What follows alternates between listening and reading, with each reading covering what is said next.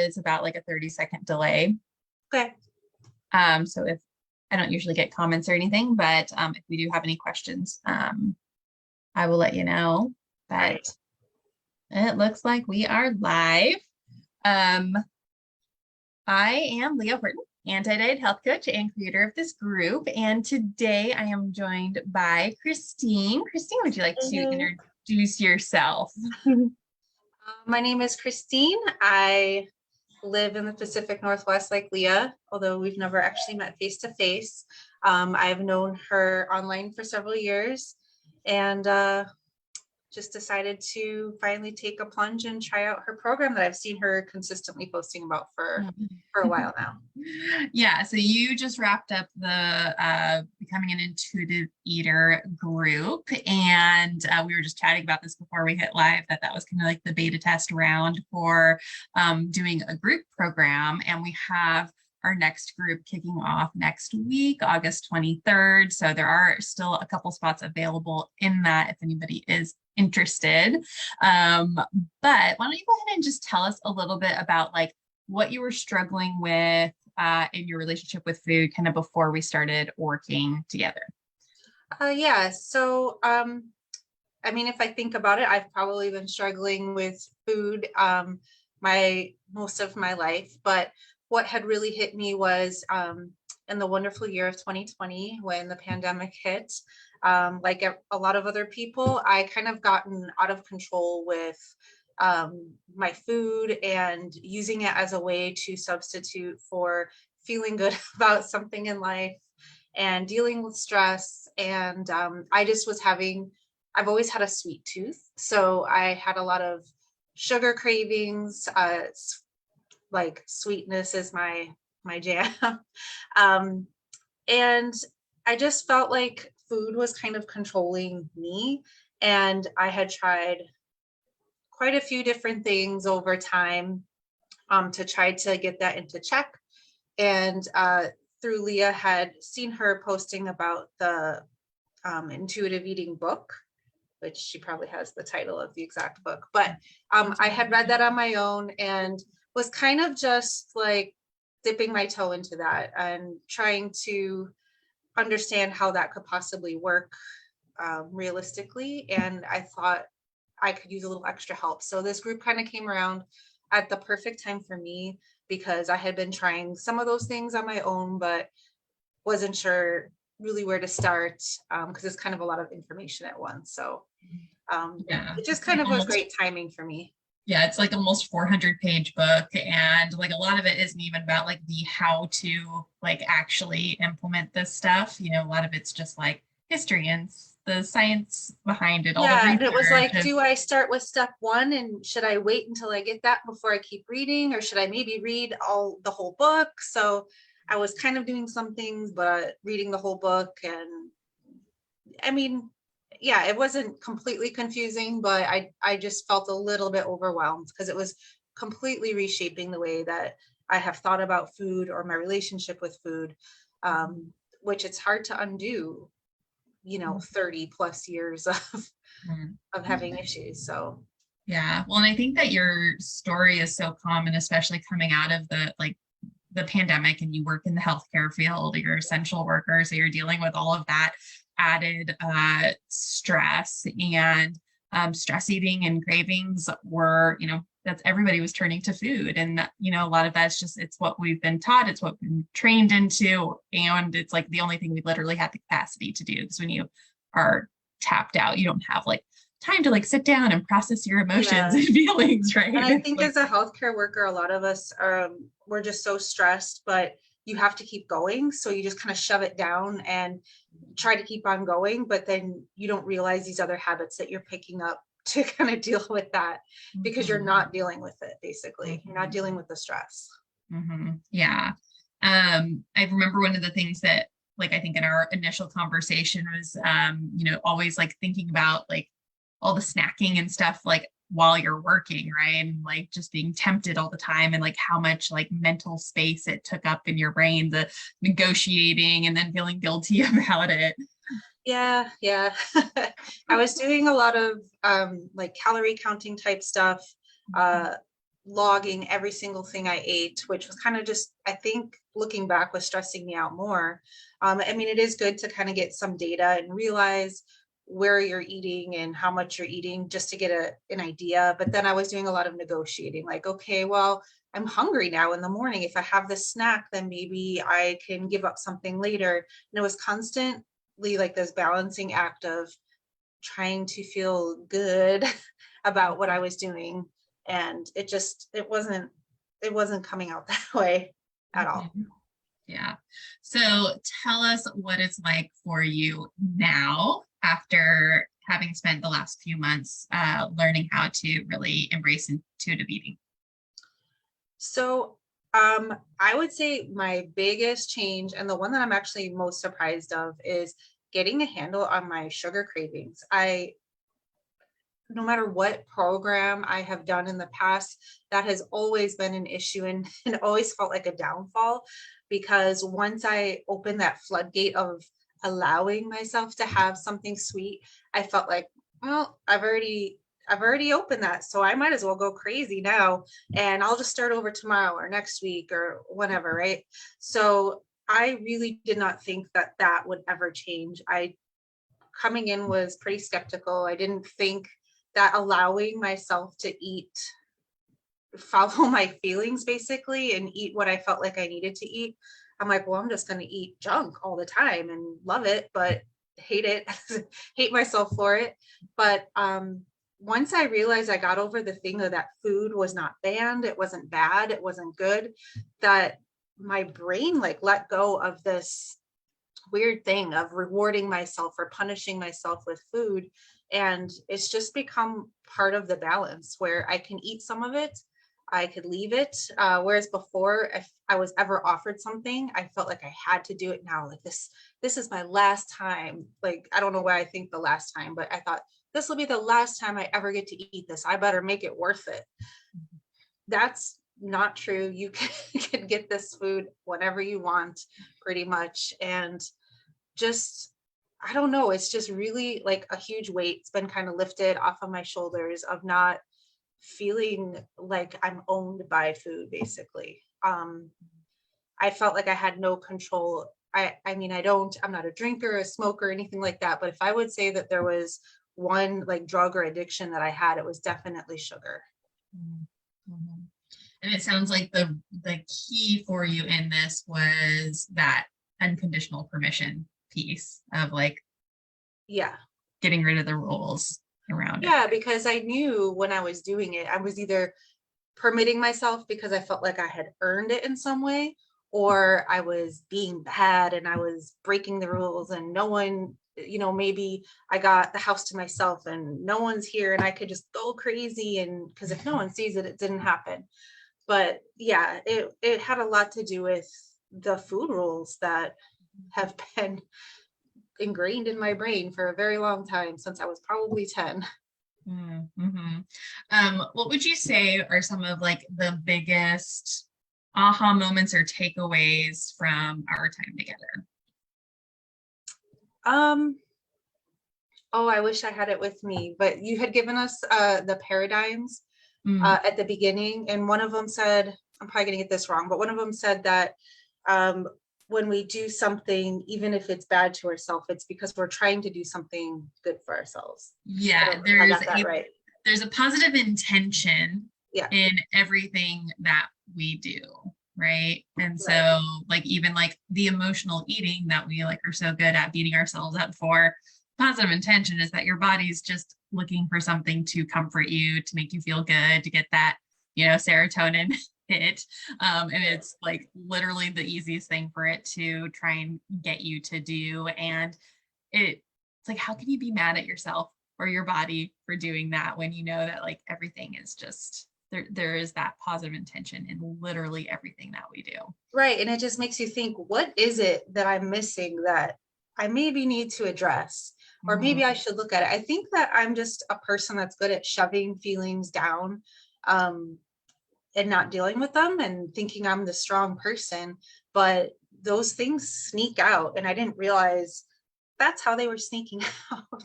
Mhm. So I'm sure that could be said for a lot of different issues that people have. But yeah, Mhm. that was kind of surprising to me, was that there was a positive intention there somewhere. And if I just paid attention, if I was a little more present in the moment, that I would um, be able to take care of it.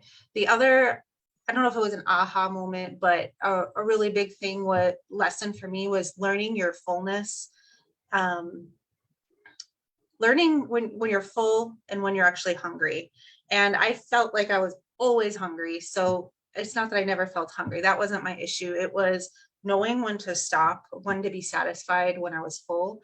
And I think that those cues were so off that I was overeating, and I felt like I wasn't full until I was actually over full and feeling kind of sick. That I thought that was full.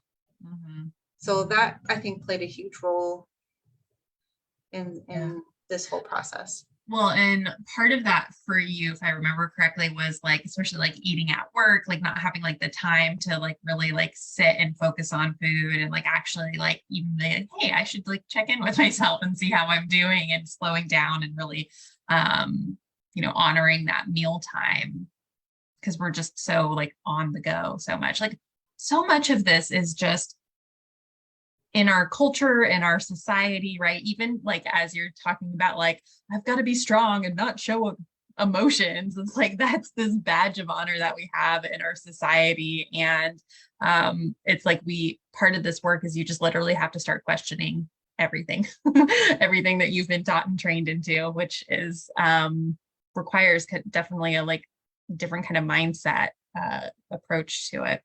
Yeah, it's not always easy, but it's definitely worth it. Mm-hmm. Yeah. Yeah. What are some of the other side effects, I guess, in your life around kind of healing your relationship with food? Well, I think that I feel more freeing, especially if I'm going out with other people to eat, that I'm not worried that they're judging me, or I don't know, maybe it's weird, but eating in front of people has always been kind of a thing, because again, it's like appearance. I want them to think that I'm trying my best to be healthy. And yeah, so it's just a little more freeing. I feel like also I could just actually enjoy when I go out to eat, because I can just eat until I'm actually satisfied and I don't feel like I have to go crazy or finish the whole thing. Um, you can take some of that home. uh, so I think it's just made me less stressed out in general, honestly. I know that I went into this with a super high stress level, and I know that there's probably a lot of contributing factors to that. We did talk about ways to kind of calm ourselves down before we eat, so that we're not eating in this level of urgency and stress. Um, it actually helps with digestion and stuff like that. But I think that in turn, it actually helped my stress levels, because it was probably a big chunk of what was stressing me out, even though I didn't realize it. So when I took that weight off my shoulders, I mean, I could tolerate with the other stress that's happening a lot better now, because it's just one less thing adding to that weight. Yeah, it is incredibly stressful when you think about like how much time and energy we spend, especially like I'm reformed calorie counter as well, of like just how much you spend mapping it out, plugging it into MyFitnessPal, whatever, reworking things like as the day goes on, trying to, and I would like plan everything out to a T because I'm like super type A about it. But yeah, just and like thinking about it all the time. Food was always on my mind in between meals. And one of the things that was kind of a light bulb moment for me is like thinking about food can actually be a hunger signal, right? And like when you're Yeah, chronically under eating because you're like restricting and trying to lose weight, right? That thinking about food is your body's way of saying like, hey, bitch, go get me some food, right? I think that's why I felt hungry all the time. I felt Yeah. hungry all the time. Mhm. So, yeah, I mean, when you Mhm. constantly, you know how when it's getting close to lunchtime and you start thinking about it, and then all of a sudden you're starving because now that's what you're thinking about.